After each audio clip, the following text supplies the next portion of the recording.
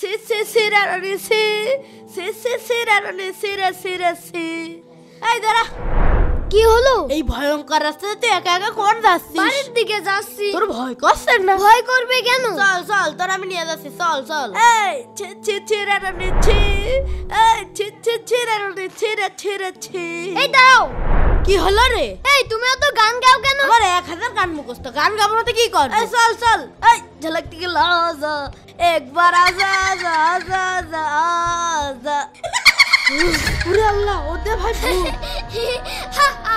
এই তোর ভূত দেখে ভয় করছে না? তোর ভয় করছে না? আরে আমি ভয় পাবো কেন?